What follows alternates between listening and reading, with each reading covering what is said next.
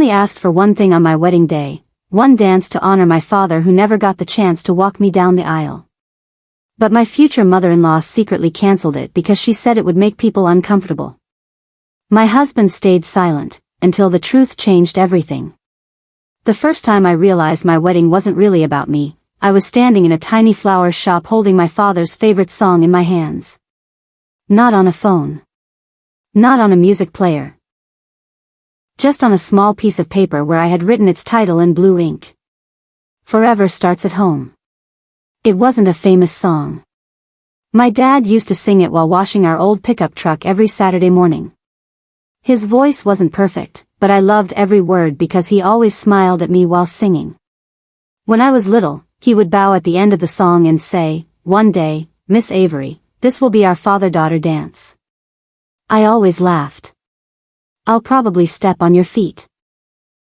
"You already do," he'd joke, pretending his boots hurt. Those Saturdays became my happiest memories. Welcome to a new video. I hope you'll enjoy the story. Share your thoughts in the comments section. Thanks. Now let's get back to the story. But my dad never got to see my wedding. 3 years before I met my fiancé, he lost his battle with cancer. The house became quiet after that. Too quiet. Sometimes I still caught myself reaching for the phone before remembering there was no one to call anymore. Even years later, every time I heard that song, I could almost hear his voice. That's why the father-daughter dance meant everything to me. It wasn't just a dance. It was my goodbye. It was my promise that no matter where life took me, I would never forget the man who taught me kindness. When I met my fiancé, Owen Parker, I told him about it on our third date. He listened carefully while we walked through a park filled with bright orange leaves. When I finished, he squeezed my hand. "We'll make sure your dad is part of the wedding." Those words made me cry. For the first time in years, someone understood. Or at least I thought he did. Owen was funny and easy to talk to. He worked as an architect in Columbus, Ohio, and loved fixing old furniture on weekends. I was an elementary school librarian, surrounded by books and children who asked the funniest questions every day. Life felt peaceful with him.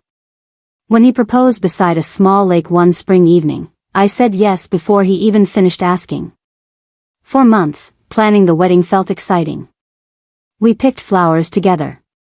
We tasted cakes until we laughed from eating too much frosting. We argued over napkin colors. Normal things. Happy things. Then I met his mother. Her name was Lorraine Parker. The first time she hugged me, her smile never reached her eyes. "My son deserves a perfect wedding," she said softly. I smiled. "I hope we can make it perfect together." She looked me up and down before answering. "We'll see." I tried to ignore the strange feeling in my stomach. Not everyone showed love the same way. Maybe she was just nervous. But little things started happening. The flowers I picked suddenly changed because Lorraine found something classier. The simple dress I loved became too plain. The bakery we chose somehow became too cheap. Every week there was another change. Every week Owen simply shrugged. "It's easier if we let Mom handle it." Those words became his favorite answer. At first I laughed. Then I stopped laughing. One afternoon I visited my mom, Denise, to escape wedding planning for a few hours. She noticed I looked tired before I even sat down. "What's wrong?" "I think I'm planning Lorraine's wedding instead of mine." Mom smiled sadly. "Marriage isn't just about loving the person you marry." "What do you mean?" "You marry the family too." I didn't answer. Because deep inside, I already knew she was right. Still, I believed things would get better. Surely everyone just wanted the wedding to be beautiful. Surely Owen would stand beside me when something truly mattered. I had no idea the biggest fight was still waiting. And it would begin with one simple dance. One dance that someone decided my father no longer deserved. The next Saturday, I drove to the wedding venue by myself. It was an old white barn that had been turned into a beautiful event hall outside Columbus. There were tall oak trees, green grass, and a wooden bridge over a small pond. Every time I visited, I imagined my dad smiling as he watched me walk down the aisle. The wedding planner, Mrs. Carson, greeted me with a warm smile. "Everything is coming together nicely, Avery." "I hope so," I answered. We walked through the hall, checking the tables, flowers, and lights. Then she handed me a clipboard. "There's one more thing. We need to confirm your reception schedule." I looked over the list. Dinner. Toasts. Cake cutting. Bouquet toss. Last dance. I frowned. Something was missing. My father-daughter dance isn't here. Mrs. Carson looked surprised. "Oh. Mrs. Parker asked us to remove it." For a second, I thought I had heard her wrong. Remove it? She said there wouldn't be a father present, so it might make guests uncomfortable. My hands became cold. I never agreed to that. Mrs. Carson looked nervous. I assumed everyone had discussed it. I quickly thanked her and walked outside before my tears could fall. The fresh air didn't help. I sat on a wooden bench near the pond and stared at the water. Someone had erased the most important part of my wedding. Without even asking me. I took out my phone and called Owen. He answered after 3 rings. "Hey, sweetheart. Did you know your mother canceled my father-daughter dance?" There was a long pause. Yes. You knew? I didn't think it was a big deal. Not a big deal. Those words hurt more than anything Lorraine had ever said. "Owen," I whispered, "it's the only thing I asked for." "I know." "Then why didn't you stop her?" He sighed. "Mom thought people would feel awkward watching you dance alone." "I wasn't going to dance alone." "You weren't?" I wiped away another tear. "I was going to dance with my dad's younger brother. Uncle Mason promised years ago that if Dad couldn't be there, he'd stand beside me." Another silence. "I forgot," Owen finally said. "Forgot? How could someone forget something that meant my whole world?" "I told you that story." "I know." "I told you on our 3rd date." "I know." "I reminded you when we booked the venue." "I know." Every answer sounded empty. Finally, he spoke again. "I'll talk to Mom." "You shouldn't have to talk to your mom." "What do you mean?" "You should be talking to me." He didn't answer. Instead he quietly said, "Let's not fight." I ended the call. For the first time since our engagement, I wondered if we wanted the same marriage. That evening, Uncle Mason stopped by my house. He carried a pizza box in one hand and a small cardboard package in the other. "I heard somebody needs cheering up." I smiled a little. "You always know." He had the same kind brown eyes as my father. When he laughed, it almost sounded the same too. We ate dinner together while I told him everything. He listened without interrupting. When I finished, he folded the pizza box closed. "Your father would never want anyone taking away that dance." "I know. So don't let them." "It isn't that easy." "It never is." Then he handed me the little package. "I've been saving this."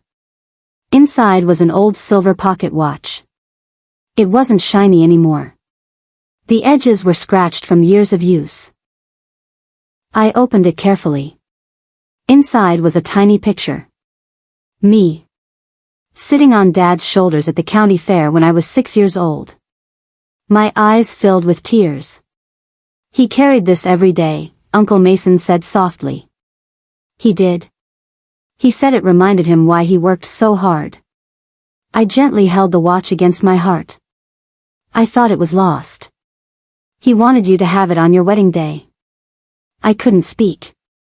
For several minutes, neither of us said anything. The room was quiet except for the ticking of the old watch. Finally Uncle Mason smiled. So, have you picked our dance song yet? I looked up. You still want to dance with me? He laughed. I've been practicing for 3 years. I laughed through my tears. I'll probably step on your feet. Runs in the family.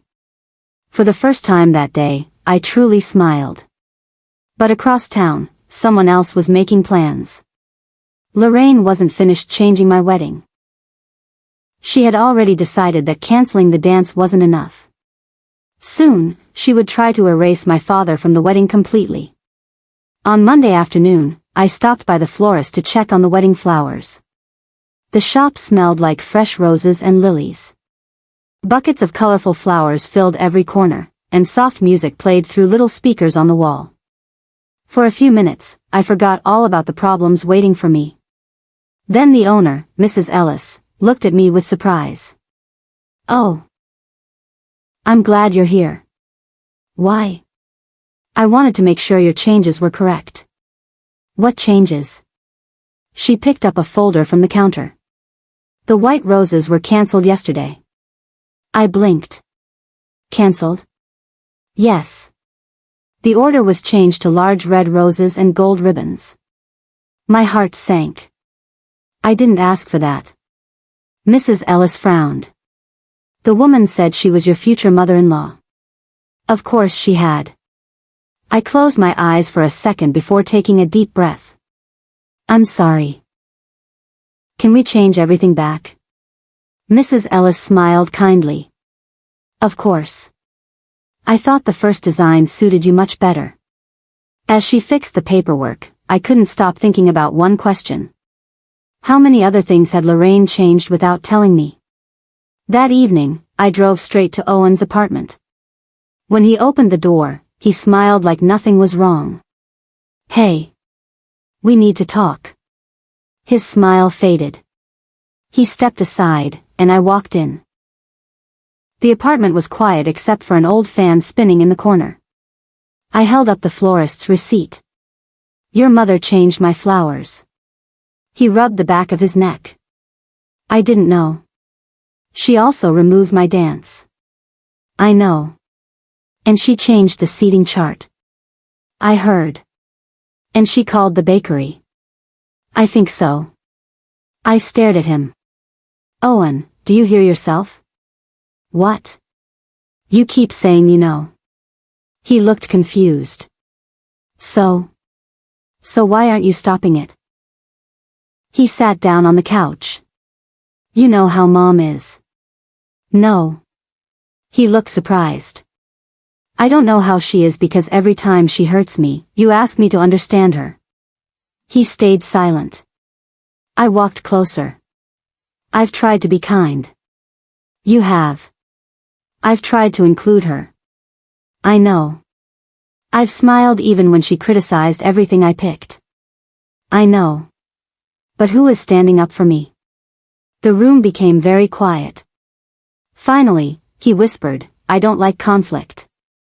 I nodded slowly. I don't either. But avoiding conflict isn't the same as solving it. He looked down at the floor. My whole life, it's just been easier to let Mom have her way. I believed him. He wasn't trying to be mean. He was simply used to saying yes. That almost made it sadder. Because marriage wasn't supposed to be one person saying yes to everyone else.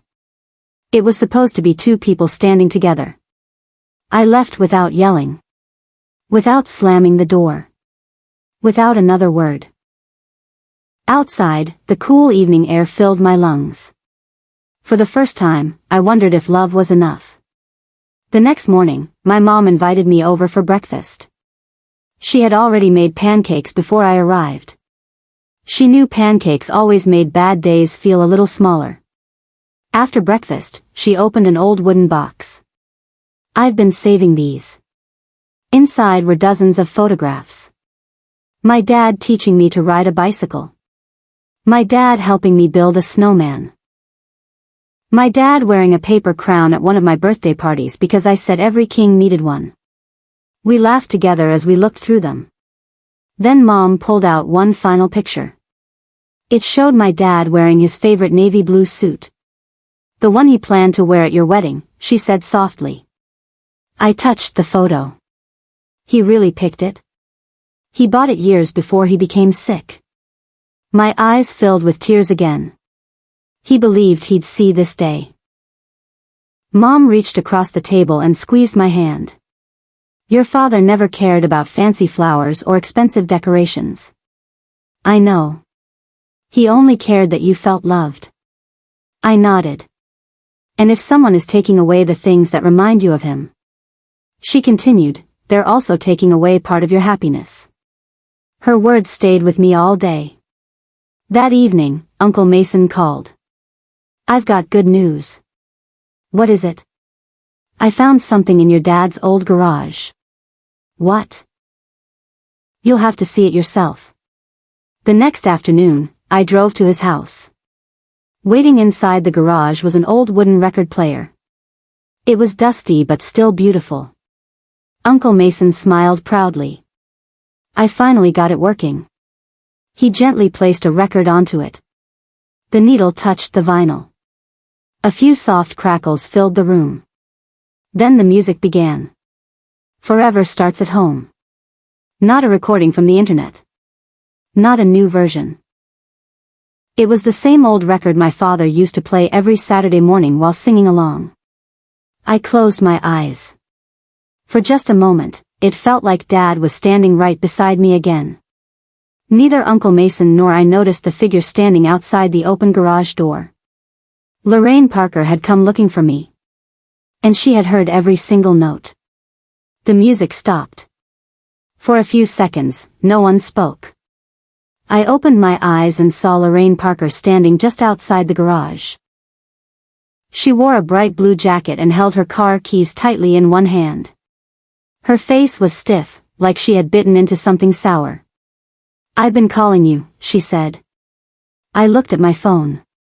It was still silent. I didn't hear it. Her eyes moved to the old record player. "So this is the song." I nodded. "Yes." She crossed her arms. "I still don't understand why you're holding on to this." Uncle Mason stepped forward before I could answer. "It's not just a song." Lorraine looked at him. "I wasn't speaking to you." He stayed calm. "Maybe you should." She ignored him and looked back at me. "Avery, weddings are supposed to be happy." "They are." "Then why remind everyone about someone who isn't here?" The words hit me harder than I expected. I took a slow breath. "I'm not reminding everyone that my dad is gone." She frowned. "I'm reminding everyone that he lived." For the first time, Lorraine didn't have an answer. She simply stared at me. After a long moment, she said, "People will cry." I smiled sadly. "Some tears come from love." She shook her head. "You'll make the whole room emotional." "I hope so." She sighed loudly. "You don't understand how these things work." "No," I answered quietly. "I understand exactly how they work." She blinked. "A wedding isn't about pretending life has always been perfect. It's about celebrating the people who helped us get there." Uncle Mason placed a gentle hand on my shoulder but said nothing. Lorraine looked uncomfortable. Then she surprised me. "What if we have a moment of silence instead?" I stared at her. A moment of silence? That would be respectful. I looked at the record player. At the tiny scratches on its wooden case. At the spinning record that had carried my father's favorite song for years. "No." She raised an eyebrow. "No? My dad wasn't silent when he was alive." She looked confused. He laughed loudly. I smiled as memories filled my mind. He sang while washing the truck. He whistled when he cooked breakfast. He told the same silly jokes over and over. He filled every room with noise. I gently touched the record. So silence doesn't remind me of him. The garage became quiet. Finally, Lorraine turned toward the door. "We'll discuss this later." Then she walked away. As her car disappeared down the road, Uncle Mason let out a long breath. "That went better than I expected." I laughed a little. "You expected worse?" I brought an aspirin. That made both of us laugh. It felt good. I hadn't laughed that freely in days. On my way home, my phone buzzed. It was Owen. "Can we have dinner tonight?" I almost said no. But something inside me still hoped we could fix this. Okay. We met at a small Italian restaurant where we had celebrated our first anniversary. Usually the place made me smile. Tonight it felt different. After we ordered, Owen leaned forward. "Mom told me what happened." I figured she would. He looked tired. "She's upset." I couldn't help smiling a little. "I'm upset too." "I know." "No, Owen." He looked at me. "I don't think you do." He stayed quiet. I reached into my purse and placed the old pocket watch on the table. This belonged to my dad. He picked it up carefully. I've never seen it before. Inside is a picture of me when I was 6. He opened it. His expression softened. He carried this every day. For years. He closed the watch gently. "I didn't realize." "I know you didn't." I looked him in the eyes. "But I need you to realize something now." He nodded. "If your mother changes another part of our wedding without asking me." I paused. "Then we don't have a wedding." He stared at me. "You mean that?"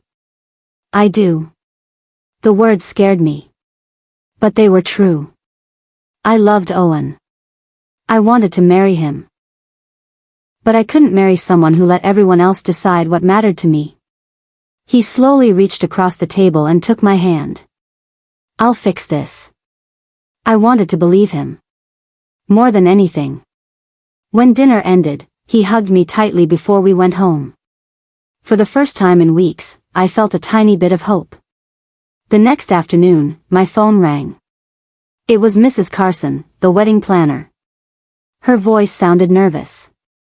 "Avery. I thought you should know." "What happened?" "There was another meeting this morning." "With who?" "Your future mother-in-law." My stomach tightened. What did she change this time? Mrs. Carson took a deep breath before answering. "She asked us to remove every photograph of your father from the reception." I couldn't breathe. And this time, someone had signed the approval form. The signature wasn't Lorraine Parker's. It was Owen's. I read the message 3 times. Then I read it again. It still didn't make sense. "Owen signed it?" Mrs. Carson spoke gently on the phone. "I'm so sorry, Avery. I thought maybe he had already talked to you." "He hasn't. I didn't feel right keeping it from you. You did the right thing." After I hung up, I sat in my car without turning on the engine. The world outside kept moving. Cars drove past. Birds landed on a nearby fence. A little boy laughed as he chased his dog across a park. Everything looked normal. But inside me, something had cracked. Not because Lorraine wanted to remove my father's pictures. I expected that from her. It was Owen's signature that hurt. The man who promised my father would always be part of our wedding had signed a paper to erase him. My hands shook as I started the car. I drove straight to Owen's office. The receptionist smiled politely. "He'll be free in a few minutes." I nodded and waited. Every second felt longer than the last. Finally, Owen came into the lobby. His smile disappeared the moment he saw my face. "Avery, what's wrong?" I held up a copy of the approval form Mrs. Carson had emailed me. "Tell me." He looked at the paper. Then his shoulders dropped. "I can explain." "Please do." He rubbed his forehead. Mom brought a stack of papers to my office. And? She said they were final seating changes. I stayed silent. I signed them without reading every page. I stared at him. You didn't read them? I was rushing to a meeting. You signed legal wedding papers, without reading them? His face filled with regret. I know it was stupid. It wasn't just stupid. He looked down. It was careless. He whispered, "You're right." I wanted to be angry. I wanted to yell. Instead, I felt tired. I'm very tired. Owen, I said softly, do you know why this hurts so much? He looked up. Because it feels like I can't trust you. His eyes widened. You can. Can I? I pointed at the paper. You didn't mean to hurt me. I didn't. But you still did. He couldn't argue with that. For a long moment, neither of us spoke.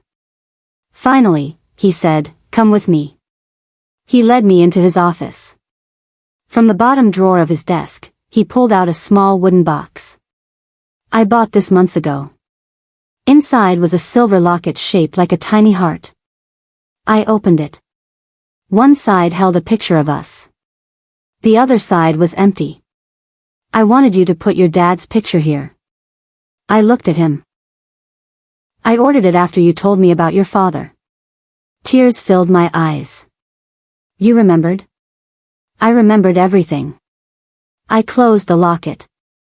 Then why didn't you protect those memories? He didn't answer right away. Instead, he sat quietly. Finally, he spoke.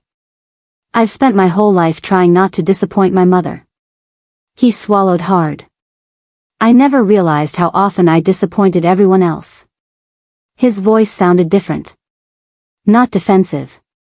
Not full of excuses. Just honest. I think. He continued, I've been acting like a little boy instead of the man you're supposed to marry. I looked at him carefully.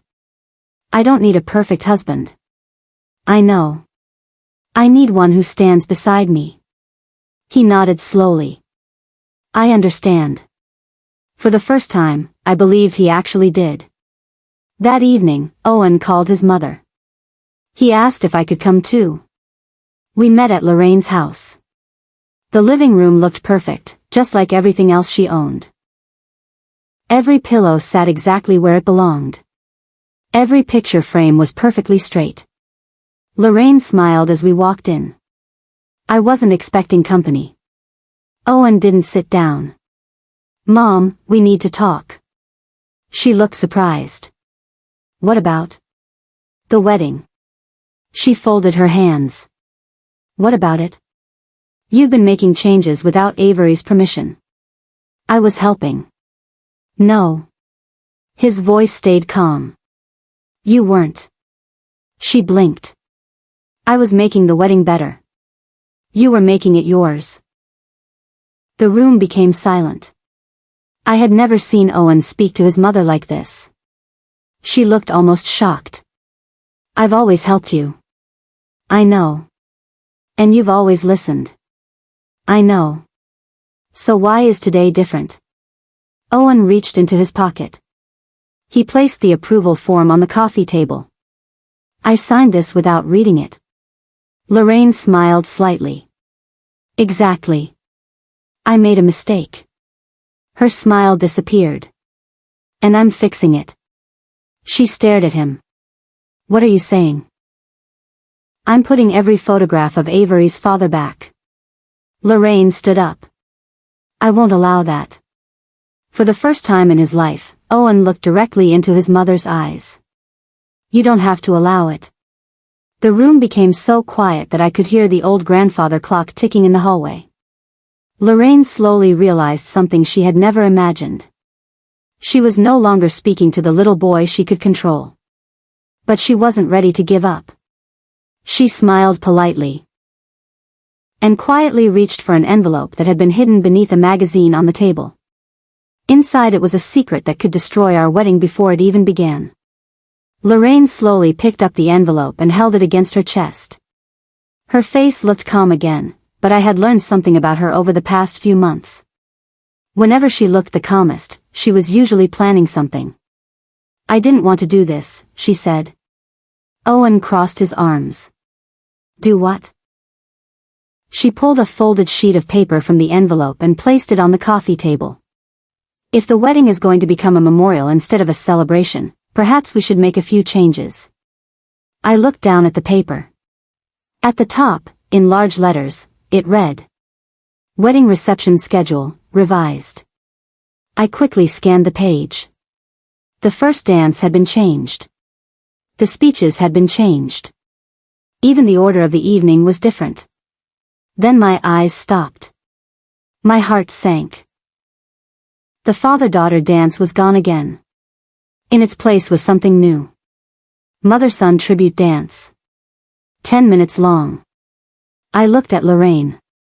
"You planned this?" She smiled. "I thought it would be much happier."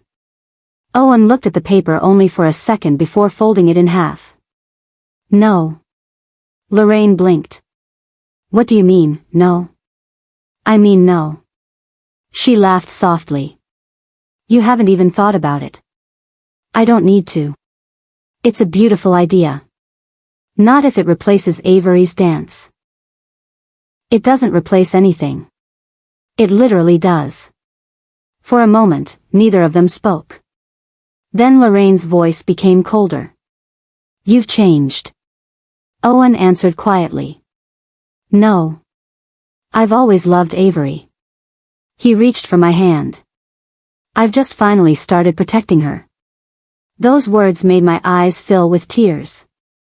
They were the words I had been waiting to hear for months. Lorraine noticed. She looked away for a second before speaking again. "You'll regret choosing her over your family."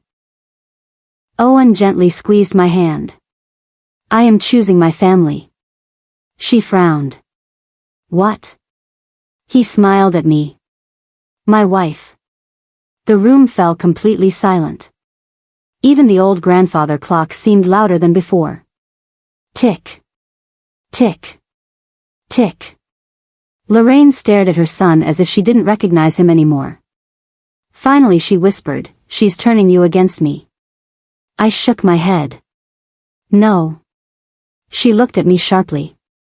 "He made this choice himself." For the first time, Lorraine didn't argue. Instead, she quietly sat back down. Her shoulders dropped. She suddenly looked older than she had only minutes before. After a long silence she spoke again. "I only wanted everything to be perfect." I answered gently. "Perfect for who?" She looked around the room. The expensive furniture. The polished silver frames. The spotless floor. Then she sighed. "When Owen's father left us." She stopped. Neither of us interrupted. He walked out when Owen was 8. Owen lowered his eyes. "I remember. I spent years trying to make sure nothing else ever went wrong." Her voice trembled slightly. "If everything was planned, if everything looked perfect, maybe people wouldn't notice how broken our family had become." The room became very quiet. For the first time, I wasn't looking at an angry mother-in-law. I was looking at a frightened woman. A woman who had spent years trying to control everything because she couldn't control the one thing that hurt her most. I understood her. But understanding someone didn't mean letting them hurt others. I walked closer. "Lorraine." She looked up. "I'm truly sorry for what happened to your family." A tear rolled down her cheek. "But fixing your pain can't come by erasing mine." She closed her eyes. For several seconds, nobody moved. Then Owen quietly picked up the revised schedule. He tore it in half. Then into quarters. Then dropped the pieces into the trash. "We're done changing the wedding." His voice wasn't angry. It was peaceful. Certain. His mother watched without saying a word. As Owen and I reached the front door, Lorraine suddenly called my name. Avery. I turned around. She hesitated. Then she walked over carrying a small velvet box. I've been keeping this. She handed it to me. Inside was a delicate pearl hairpin. It's been in our family for 3 generations. I looked at her with surprise. I wanted my daughter-in-law to wear it. I carefully closed the box. Thank you. She nodded quietly. As we walked to the car, Owen smiled for the first time in days. I think we're finally going to have our wedding. I smiled back. I think so too. But neither of us noticed someone standing across the street, holding up a phone and secretly recording everything that had just happened. The short video would be shared with relatives before sunrise. By breakfast, nearly everyone in both families would be taking sides. And our wedding day would become even more complicated than either of us imagined. The next morning, my phone would not stop ringing. First it was my cousin. Then my aunt. Then 2 friends. Even people I hadn't spoken to in months were suddenly calling. I answered one call from my cousin, Hannah. Avery, are you okay? I think so. Why? Didn't you see the family group chat? I hadn't. When I opened it, my stomach tightened. Someone had shared a short video. It showed Owen telling Lorraine, I am choosing my family. The video ended before anyone could hear the rest of the conversation. Without the full story, it looked as if Owen had cruelly turned against his own mother.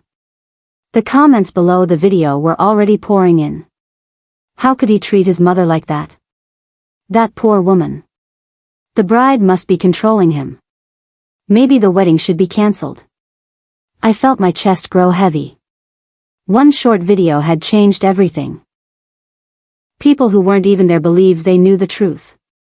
A few minutes later, Owen called. I've seen it. So have I. I'm going to fix this. How? I don't know yet. Before either of us could say anything else, another call came through. It was Mrs. Carson, our wedding planner. Avery, I'm sorry to bother you again. It's okay. I thought you should know several guests have called asking if the wedding is still happening. I closed my eyes. It is. I'll tell them. Thank you. After the call ended, I sat quietly in my living room. The wedding was only 4 days away. Instead of feeling excited, I felt exhausted. Just then, there was a knock at the front door. It was Uncle Mason. He held 2 cups of hot chocolate. I figured today called for this. I smiled. You always know. We sat on the porch together. For a while, neither of us talked. Then he asked, do you remember learning to ride your bike? I laughed. I crashed into Mrs. Wilson's mailbox. You did. And Dad laughed so hard he almost fell over. I smiled at the memory. Do you remember what he told you after? I thought for a moment. Then I smiled even bigger. He said falling isn't failing. Uncle Mason nodded. He always said, you only lose if you're too scared to get back up. Those words stayed in my heart. Maybe this was another fall. Maybe I just had to get back up. That afternoon, Owen came over carrying his laptop. I found the security camera. What security camera? The one outside Mom's house. I looked at him with surprise. The camera recorded almost the whole conversation. My eyes widened. The whole conversation? He nodded. It has sound. He pressed play. Together we watched the recording. This time, everything was there. Lorraine removed my dance. Her replacing it with the mother-son tribute. Her admitting she wanted everything perfect. Me telling her I understood her pain. Owen standing beside me. Nothing was missing. When the video ended, I looked at Owen. This changes everything. It tells the truth. He smiled. And Dad always said the truth doesn't need to be shouted. I laughed softly. My dad used to say that too. That evening, Owen invited both families to the rehearsal dinner one day early. Nobody knew why. Almost everyone came. The room buzzed with whispers. Some people smiled awkwardly. Others refused to look at us. Lorraine arrived quietly and sat near the back. She looked nervous. After dinner, Owen stood up. He tapped a spoon against his glass. I need everyone's attention. The room became silent.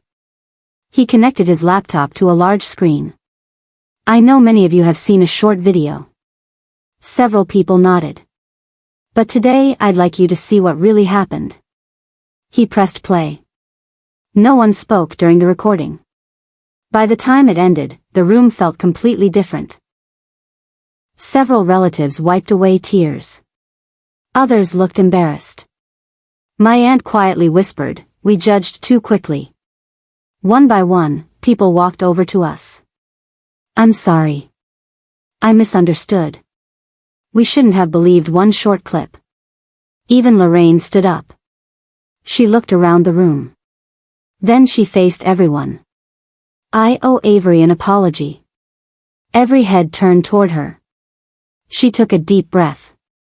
"I spent so much time trying to control this wedding that I forgot whose wedding it was." She looked at me. "I'm sorry." The room became completely still. I walked over and gave her a gentle hug. She hugged me back. It wasn't perfect. It didn't erase the past. But it was real. As everyone began talking again, Mrs. Carson hurried into the room carrying a clipboard. She looked worried. "Avery. What is it?" She smiled nervously. "I just received one last request for the reception." My heart skipped. "From who?" She smiled. "From your Uncle Mason." I looked across the room. He was grinning from ear to ear. Whatever he had planned, it was going to make my father's memory shine brighter than anyone could have imagined. The wedding morning arrived with bright blue skies and a cool breeze. I stood in the bridal room looking into a tall mirror while my mom carefully fastened the pearl hairpin Lorraine had given me. The tiny pearls sparkled softly in my hair. "It looks beautiful," Mom said. I smiled. "It feels like everyone who loves me is here." She hugged me tightly. "They are." A few minutes later, there was a gentle knock on the door. It was Lorraine. She looked nervous again. "I hope I'm not interrupting." "You're not." She walked over and handed me a small white envelope. "I found this years ago when Owen was cleaning out old boxes." I opened it carefully. Inside was a handwritten note.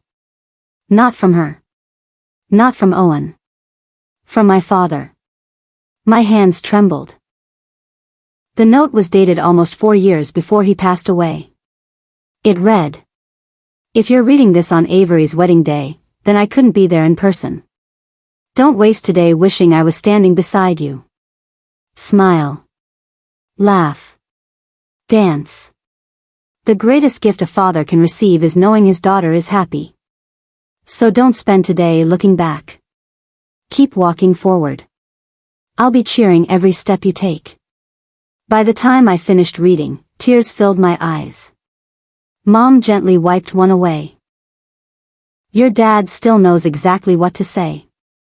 I folded the letter carefully and placed it inside the pocket of my dress. "I'll carry him with me." The ceremony was everything I had hoped for. The flowers were the simple white roses I had chosen. The music was peaceful. The guests smiled as Owen and I promised to love each other through every happy day and every difficult one. When the minister announced us as husband and wife, everyone stood and applauded. But I knew the moment I had been waiting for was still ahead. The reception hall glowed with warm lights. Dinner ended. The speeches were filled with laughter.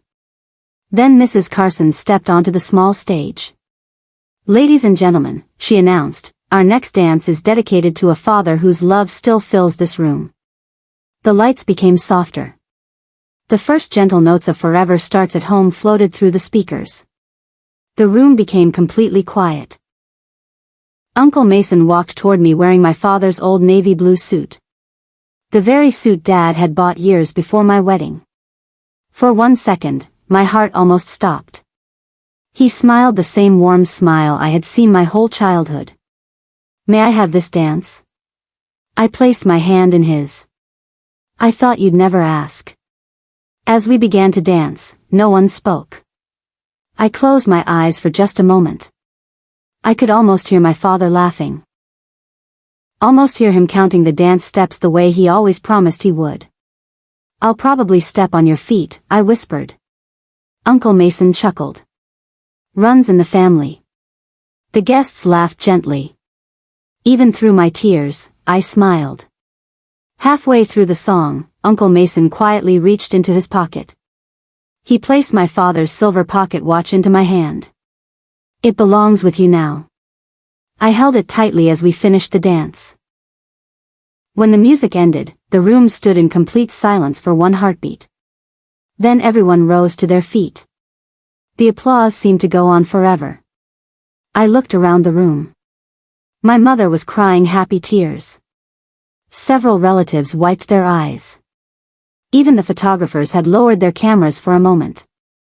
Then I saw Lorraine. She slowly walked onto the dance floor. "I have something to say."